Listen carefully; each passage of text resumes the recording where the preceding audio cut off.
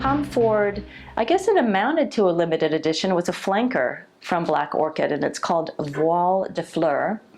Voile de Fleur is, I guess you can kind of smell Black Orchid in there. Black Orchid is a crazy schizophrenic perfume that just smells like everything that was left over at the bottom of the barrel just got mixed in, and here you go.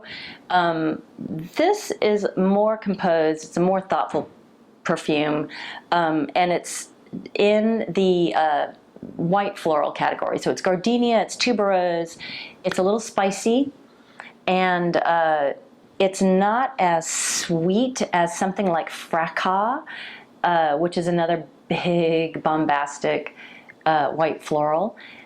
It's calmer than that, but it definitely has the naughtiness of Fracas. Truth be told, I don't wear this so much, but I love having it because I respect the smell. Sometimes I have perfumes in my collection that I just want to smell, and it makes me happy, but I don't necessarily need to wear it. And I love the bottle. It's so elegant.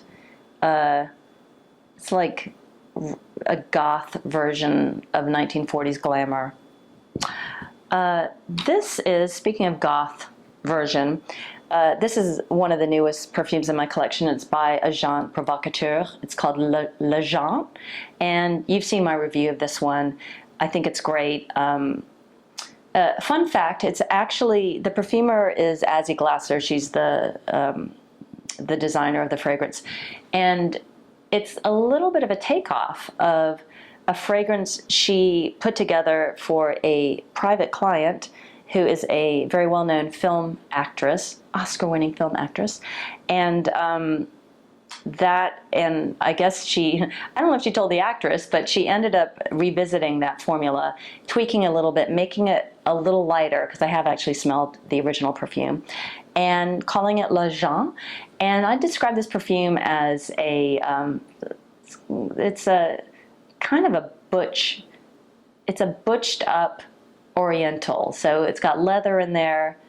I mean, it's marketed to women, but you know, women are critters. Wear this perfume because it's lovely. So there's some tropical flowers in there, and there's leather, and it smells like you're ready for monkey business. I'm always ready for monkey business, so you know, what else am I going to say?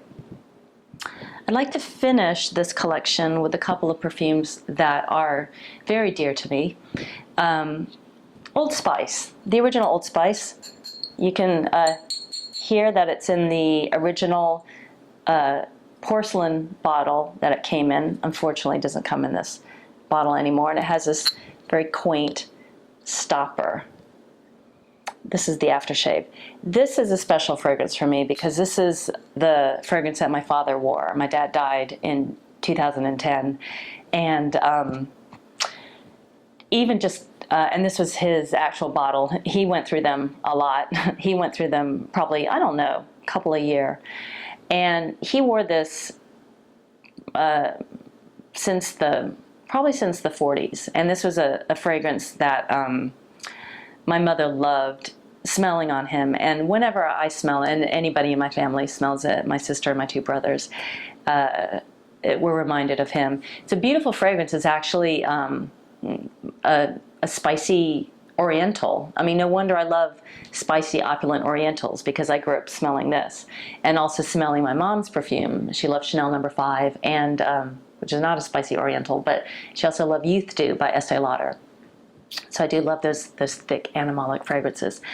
And Old Spice is a fragrance that's built around rose and clove and carnation, and it's a wonderful fragrance. And smelling it makes me miss my dad. A couple years before he died, I thought, let's hip Dad up a little bit, because he loves nice smells. He'd always comment on fragrances that I was wearing, and he was always attuned to smells, good or bad. Like one of his catchphrases was "Phooey," Phooey, what's that smell? And it would always be like, you know, the next door neighbor's kitty litter box or something had a great sense of smell and a cute awareness of when things weren't right.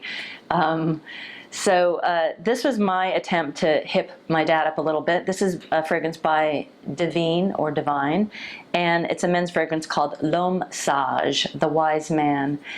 And this is what I describe as kind of an updated Old Spice. It's thick, woodsy, floral, amber in there. There's some frankincense in there. And the thing that I love doing when I smell this, of course now when I smell it, I only think of my dad. I take apart the bottle, and I love looking at the actual bottle inside the metal container, because you can see that he used it. In fact, I probably gave this to him a year before he died, so he definitely used this one a lot. He wasn't afraid to try new things. And my favorite story that he told me about wearing this was, the thing about my dad is that he is a very complicated character, a real character for sure, and extremely charismatic, very handsome, very flirty, but in a kind of challenging way. He called it giving you the needle. So he liked to kind of poke and prod and get a rise out of people, but you know, he's basically just funning with people.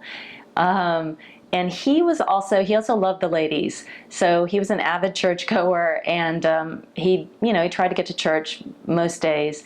And he would always josh around with the people who worked at his local church, and he called them the usherettes. So these were other older ladies who were donating their time and helping the parishioners find their place in the pew. And so he'd always report that, yeah, the usherettes, you know, some of them are pretty cute. And I always get compliments. What's that stuff? What's that stuff you got me? L'Homme Sage? Yeah, the usherettes really go for it. I don't know. He sort of complained that he thought it smelled like a certain brand of air freshener that he used, but the usherettes went for it. So that's all you need to know. Miss you, Dad. I'm Katie Puckrick, and I smell.